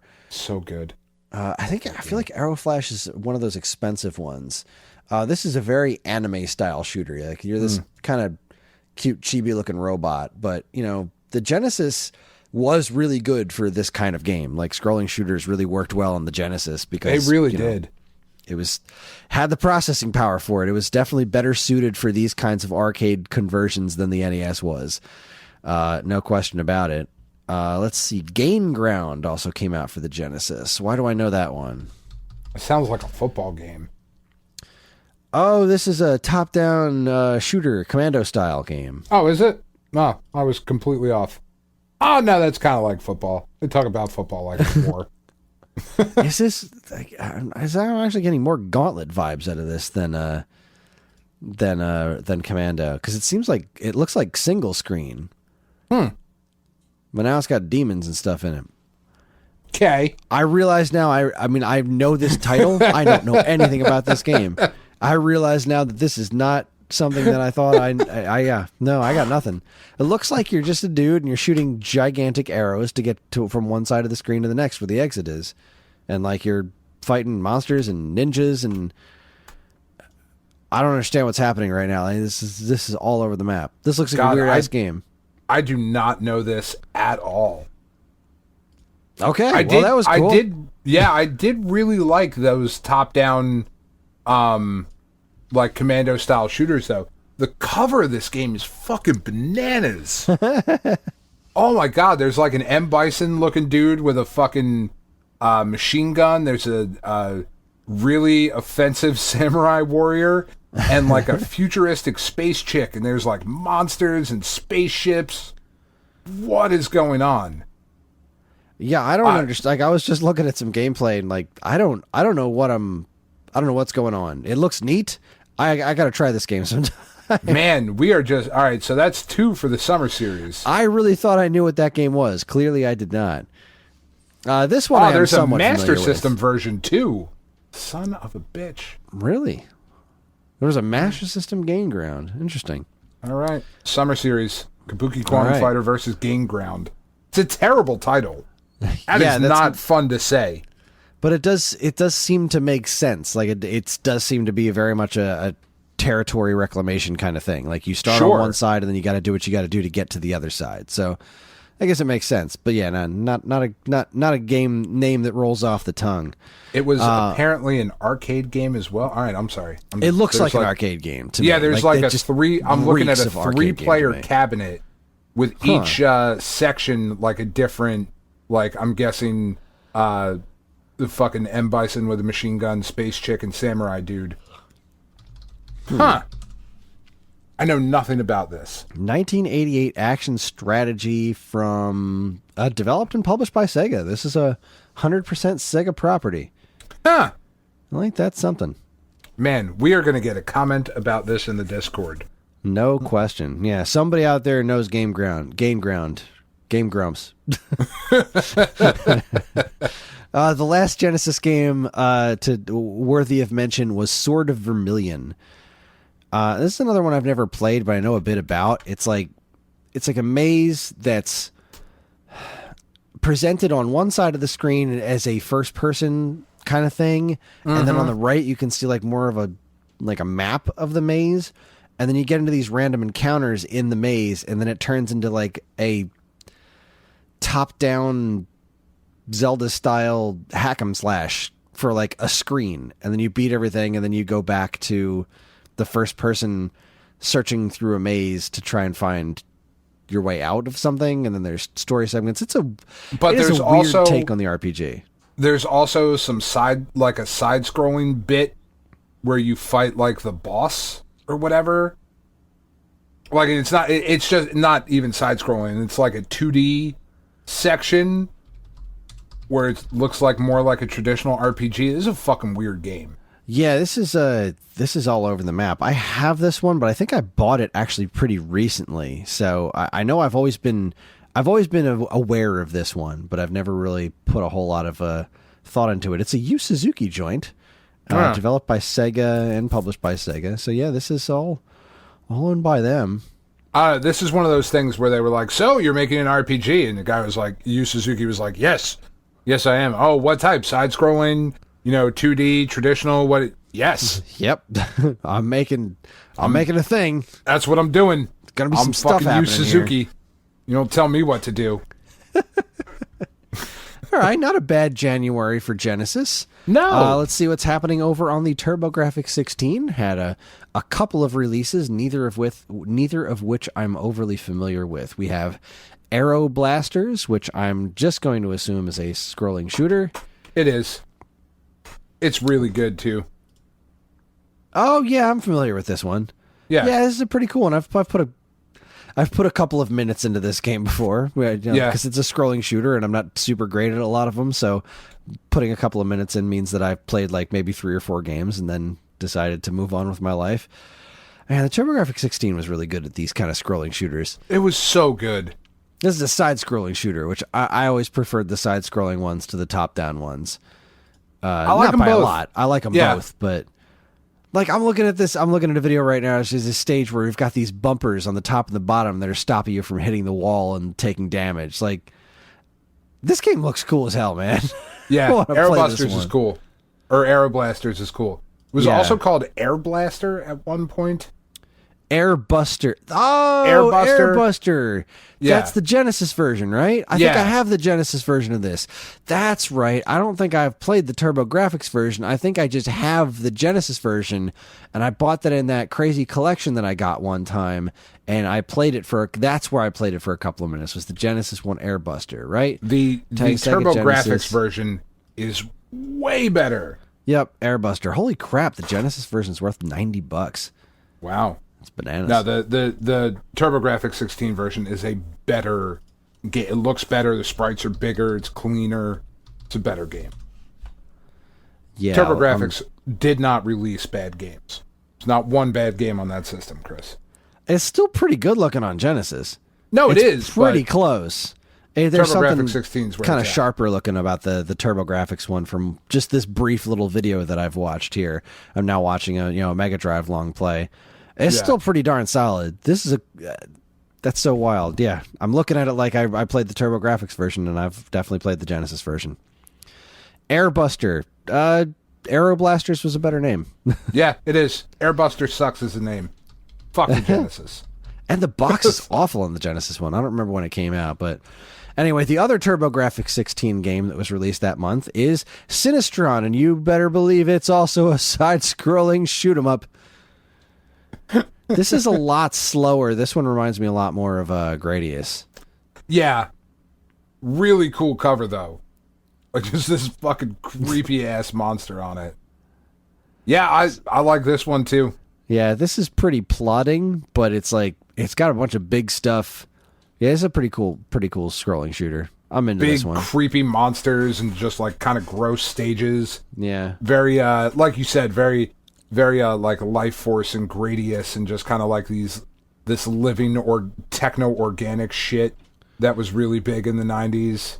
Kind of that like cyberpunk techno-organic thing that was happening. It's kind of gross, but still kind of awesome. Yep. Very Akira. Yeah, big fan. Yeah, it's basically like around this time is when I first saw Akira, and I was like, yes, all of that. Anything that's sort of Akira adjacent, like, that's what I want. This game's pretty wild looking. That's right. I'd like to try this one. Sinistron. You see, now that's a cool-ass name. Sinistron. That is cool-ass name. It's, so, I saw Akira when I was like 9 or 10 years old, and my kids are 11, and they're not fucking ready for Akira yet. I don't know that I was either. God, I don't know when I saw Akira. I remember seeing it and being like, boy, that was weird. Yeah. Like, not really in a bad way. Like, this is really good, but boy, that was weird. Yeah. That's a weird ass movie. I'm so glad they never got around to making a live action version because that's just a terrible idea. Oh, it's going to happen at some point. I hope not. Starring Keanu Reeves. All right, well, let's see. That wraps up TurboGrafx 16. So next up on the list is the let's go into the handhelds. The Game Gear has not launched yet, so we have Game Boy and Lynx on the market right now. Black and white Game Boy had a pretty solid release here. We had Burai Fighter Deluxe, Gremlins 2, the new batch, and Power Mission. I'm familiar with Burai Fighter on NES. I feel like the Game Boy Burai Fighter had some problems with like the screen being zoomed in. No, it looks pretty solid. I don't know. I never really got into this. It looked like a game that I really wanted to like. I love the cover of it. Like, especially when I was, again, 10 years old. I was like, oh, fucking space soldier and a dragon.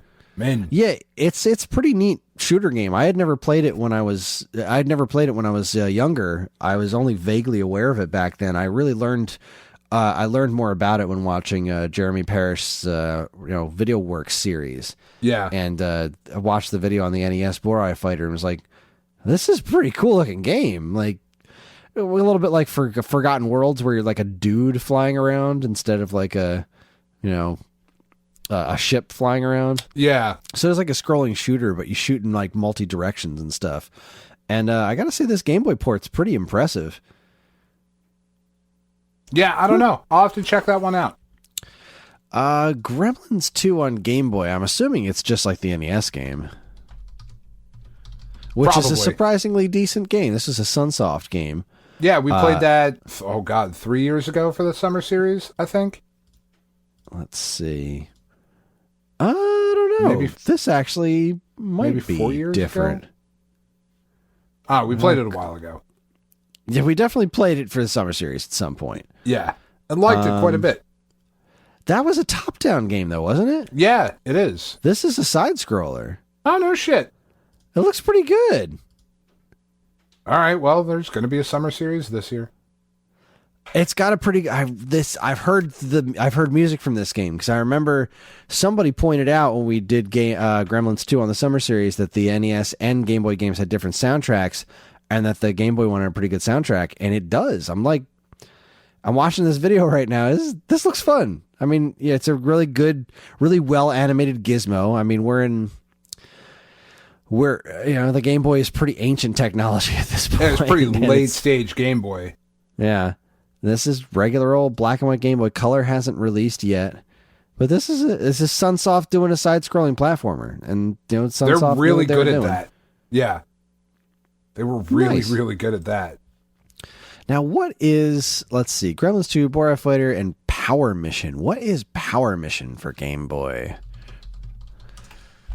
I wrote this one down because, Power Mission. All right, I've obviously seen something on it because this was covered on Game Boy Works, and I've watched every episode of that. Right. This is a submarine game. So I'm out, because I'm not my dad. I'm not into submarines. What the heck is this the... I think this is basically Battleship. Yeah, never been a big Battleship guy. I think this is Battleship, but like a somewhat enhanced version of it, if I'm remembering correctly. And I loved Battleship. Yeah, but I don't know that I want to play a video game version of it, because like the board game kind of takes care of that on its own. Yeah, that video Battleship is not a thing I feel like I've ever. Some board games and like that sort of thing just don't translate very well to like video games. I don't think. Like, I've never enjoyed a video game version of Clue. Like, I could imagine. There've been some really good ones. Video game version of Clue. No, I agree. This one though, like I'm thinking, if you had two Game Boys, maybe. Yeah. That I could see. But at that point, why not just play the damn board game? Like, that's what. What are you really gaining by having a video version other than like a couple of funky animations and stuff? Meh. Yeah. And then we'll finish things off in 1991 of January with a double dose of the Atari Lynx. Now, I couldn't find dates for Atari Lynx games I could just find like these games came out this year. So what I did was I just took a bunch of Atari Lynx games and scattered them throughout. So we're just going to be rolling more or less alphabetical order through the months. So I applied APB and Awesome Golf, which both came out in 1991 for the Atari Lynx. And I don't know jack about either of these games. I'm going to go ahead and assume that Awesome Golf is a pretty awesome golf game for the Atari Lynx. Yeah, I mean, they put it right there in the title. I mean, how could it be anything but? But let's see, what's APB on Lynx? What's this game about? Clearly, APB means All Points Bulletin. Thank you for clearing that up. Let me get past this McDonald's ad and see what this game actually looks like. Oh, now we got a Special K Red Berries ad. Boy, YouTube is just so ad crazy. You gotta fucking step up your game in YouTube Premium. Oh, heck no. I'm not paying them for that. All right, so APB for Lynx is top-down driving / shooting game, it looks like. This game looks super cute, but it's super zoomed in. Like, I feel like this feels really claustrophobic to me. Half the screen is this blue HUD thing. Mm-hmm. It's a weird looking game. I don't know anything about it. I'm moving on. Moving APB right along. is a game that exists for the Atari Lynx. And it came out sometime in 1991. Maybe it came out in January. I don't know. And awesome. Wow. I'm looking at Awesome Golf. This is definitely some awesome golf. No question. This is golf and it is awesome. I just saw a dude with a big purple shirt. All right, he's a giant glove pointing around. I mean, this is a golf game. This is got some purple clubs what it is. here. I'm not honestly, it doesn't look bad. Like visually, it's a pretty nice looking game. Got some nice little ball zoom in and out going on there. You point to the club you want. You got a scorecard. Wow. The game keeps saying I'm sorry. It's got Atari logos all over the place. Yeah, that dude's got a big purple shirt on. It's got that very zoomed in kind of look, but there's some pretty impressive scaling and stuff going on here and real bright colors. This is somebody put a lot of work into this one. If you like golf video games on the go and you have an Atari Lynx, you could do worse than Awesome Golf. There's your back of the box quote for you. There's your pull quote. But you could do worse. All right. Well, that wraps up January of 1991. Pretty. That was a solid month right there. That is solid. That's every a big platform month. that was out. Yeah. Including the Lynx. Every platform had something awesome on it. This was a good month for people to be playing video games. Now we're going to go back to January of 1981. This is the year that I was born, but not until June. And I couldn't find any definitive releases for January of 81. I found a bunch of definitive releases for many other months. In television, I got two questionable ones that may have come out in January of 1981, and that is Reversi and Space Armada. I can't say for sure that these games came out in January of 81. In fact, I would say they probably didn't. But my best guess, based on very little actual knowledge, is that we're going to talk about them today. So Reversi for a television is Othello. Okay. Love Othello. Yeah, who doesn't love Othello, right? It's a good time. Oh my goodness, ads, YouTube, settle your butt down. Let's see, Reversi. It looks like it works. This isn't a hard game to translate to video games. I mean, no, it's not. So you got a couple of different sized boards to choose from. That's kind of cool. So you can change, how big the grid is. And obviously you can play against the computer and play against other people. It's Othello. It's called Reversi. It's for Intellivision. There you go. Yeah, not a whole lot to say about this one. It appears to be a very functional version of this game, which is also on Clubhouse Games, which is very cool. Then I also wrote down Space Armada for the Intellivision, and I don't remember what this one's about. Probably about space, as most games were back then. Space Armada. Oh, this is the Space Invaders ripoff for the Intellivision. Yay. Oh, okay. Yeah. This is just Space Invaders with different drawings. It's since I think Atari had the exclusivity for Space Invaders, I think. So this was just them ripping it off wholesale. I mean, all right. There's worse games to rip off. Yeah, I mean, we talked earlier. We both like Space Invaders. It's a good time, and especially back then, this is pretty cool looking. It's definitely jankier than the 2600 version, which is there's something to be said for that. And the Space Invaders designs are clearly very inspired by the actual Space Invaders. You still got the 3 shields, and you're just a little ship at the bottom, and everything moves and works exactly the same. Like, this is, for all intents and purposes, Space Invaders. But yeah, it's as far as something that you, if you had it in television and didn't have an Atari, this was good enough, Yeah, no, I mean, that's always the thing to me. Like, in television, always just felt like super budget, Yeah, just kind of across the board. Every time I see it, it's like it definitely has its own very distinct style going on, and sure.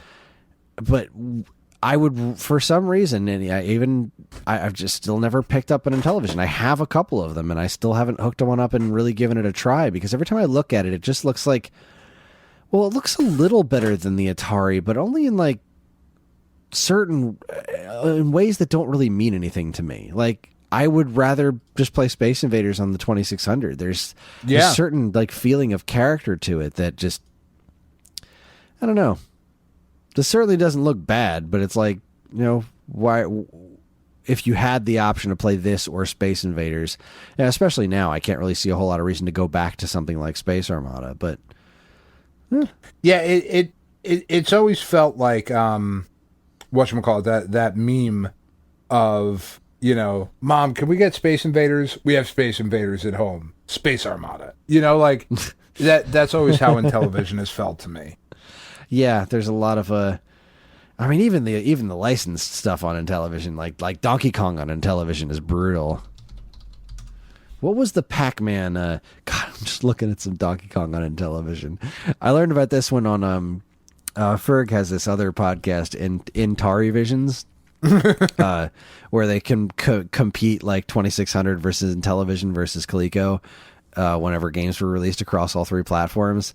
Yeah, and like obviously the 2600 version of Donkey Kong is memorable. Yeah, and it's got its own share of problems. The ColecoVision one is pretty darn close to the arcade, up until the NES came out. But boy, the Intellivision version is like, I think it's somehow even uglier than the 2600 version, which is really weird to say. Impressive. Donkey Kong's green? I don't know what's going on there. It's weird. That's not okay.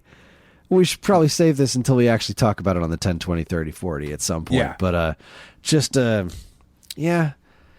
The Intellivision is a console that I feel like I should love, and or have some sort of reference for, because I love the 2600 so much. But it's competition I never played as a kid, and thus they're sources of fascination to me now. Yeah. But they don't really do a lot for me. Yeah. I don't disagree, man. And well, that's going to wrap it up. That's it. That's all I have. All right. Out. I'm tapped. Put a pin in it. Yeah, we're done. That's the first 10, 20, 30, 40 of 2021 knocked out of the way. And I'm just looking at this spreadsheet that I spent all damn day working on. Seriously, this was my entire day, was putting this spreadsheet together, because finding release dates for old games is not the easiest thing in the world. And no, we're going to need to dedicate, and we're going to have no new business for November or this year. All right. Because that is Xbox and... Is that Xbox and GameCube? Xbox and GameCube launched.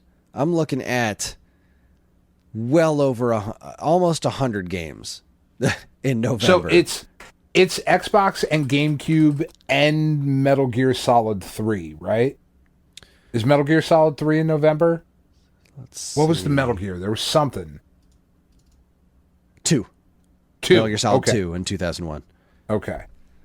God, that month. Which we've talked about, but we're going to have to talk about it again. because PlayStation 1 games were still coming out at that point. Yeah. There's a handful of PS1 and N64 games to talk about, in addition to a killer PlayStation 2 lineup. I think there might even be a couple of Dreamcast games in here. The launch of the GameCube, the launch of the Xbox, and then some Game Boy Color and Game Boy Advance games on top of that. Like, this whole year is going to be totally nuts. There's even going to be a couple of good 1981s to talk about. We've got some Missile Command for 2600 came out this year. Defender hit the arcades this year. Frogger hit arcades this year. Like, there's some really cool months to talk about here. And even in 1991, man, like Game Boy and Metroid 2 and Kid Icarus of Myths and Monsters. Like, there's so much to talk about this year. The 1020, like, this was a little weak. The next month is going to be a little better, I think, in some territories. But all in all, this is going to be a hell of a year for the 1020, 30, 40. I'm really excited. All right, let's wrap this up. That's our show. Join us next week when, at long last, we've been talking about it for what feels like forever. Dan and I will be detailing the Wonder Boy chronology for some reason. It's going to be great. We're going to untangle this web. It is going to be great because Wonder Boy. Or tangle it further. I'm not sure. Yeah, because like I assume we're just going to keep running with it, right? Because we're going to start with Wonder Boy, and then we're going to be like, well, so here's Wonder Boy, but then Wonder Boy was ported to the NES as Adventure Island, but then like a later Wonder Boy game came out for the TurboGrafx 16 that was actually called Adventure Island, but it's just a Wonder Boy game. It's not actually related to Adventure Island, which... It's so crazy. There's so much weird stuff. I'm going to actually have to do research for this episode. Yeah, we're going to... Because otherwise it's just going to be me going, yeah, no, that is crazy. For 2 hours. Yeah, no, nuts, right? Why would they do that? Huh. Sunsoft, huh? Am I right? What's Revenge of Drancon? Why is there a brown cloud on the bottom? What is this? This is just Wonder Boy. What the... Oh, my God. Kind of looking forward to it. Me too. All right, folks, we're on most social media platforms, and if you want to get in touch with us, we aren't very difficult to find. All it takes is a quick look at our show notes, and you'll see links to our social media accounts, as well as all manner of other fun stuff, like a link to our namesake, StoneAgeGamer.com, the Geekade Patreon, which helps keep this show running week after week, and more useful links than you can shake a joystick at. This show's theme song, Squared Roots, was written by a banjo guy, Ollie. You can learn all about his wonderful music and more by following the link to his YouTube channel, also in the show notes. And finally, as always, we'd like to thank our intrepid editor, Evan, for making the show listenable for all you folks, and we'd like to thank all you folks for listening in the first place. That's it, everybody. On behalf of Dan and myself, almost keep playing games. Almost made it through. Almost made it through.